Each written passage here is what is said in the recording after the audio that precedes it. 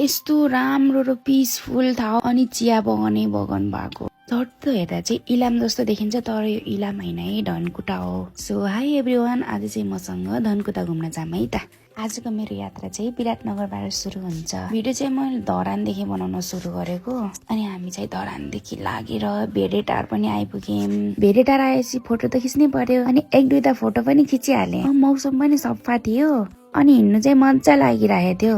त्यसपछि हामी चाहिँ तमोर पुल आइपुग्यौं अनि पुल आइसकेपछि त फोटो खिच्नै पर्यो। त्यति धेरै टाढाबाट आएको छ, फोटो नखिच्ने त कुरै हुँदैन। म कतै गयो भने त फोटो र भिडियो मात्रै खिचेर बस्छु। मसँग हिँड्ने मान्छे त इरिटेट मात्र हुन्छ अनि खाली फोटो मात्र खिच्न पठाउँछ, योसँग हिँड्नै जाउ लाग्छ भने। म मात्रै यस्तो हो कि तपाईहरु पनि यस्तो हुनुहुन्छ हो? साच्चै भन्नु पर्दा म घुम्नु होइन कि फोटो खिच्न गएको हुन्छु। म जस्तो कसै कसै हुनुहुन्छ होला, म मात्रै यस्तो त होइन होला नि। अरु चाहिँ घुम्नुको मजा लिइरा हुन्छन् कि आफू चाहिँ यता भिडियो र फोटो बनाउँदा मजा लिइरा हुन्छु। सिनहरु पनि कस्तो राम्रो राम्रो आएको थियो। अनि फाइनली हामी चाहिँ धनकुटा आइपुगिसक्यौं, धनकुटाको बजार आइपुग्यौं। अनि यहाँ त यस्तो कुरकुरे पाइदो रहेछ। अब भन्नुहुन्छ होला कुरकुरे जता पनि पाइन्छ भनेर, यो चाहिँ यही बनेको धनकुटे कुरकुरे रहेछ कि। अनि खाएको त कस्तो मिठो लाग्यो, मलाई मात्र होइन केटाहरूलाई पनि मिठो लाग्यो। केटाहरूलाई पनि मिठो लाग्यो भनेपछि पक्कै पनि मिठो छ होला। यहाँ घुम्न आउनु भयो भने चाहिँ यो कुरकुरे खाएर जानु होला है। सो हामी चाहिँ फाइनली हाम्रो गन्तव्यमा आइपुगिसक्यौं,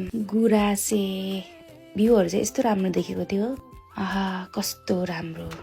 पानी परिसकेपछि त झन् कस्तो राम्रो देखिने। हामी चाहिँ हिलेमा आइपुग्ने बेलामा पानी परेको थियो, मौसम कस्तो सफा देखेको थियो अनि भ्यू पनि कस्तो राम्रो आएको रहेछ। अनि मेरो आजको भिडियो यही सकिन्छ।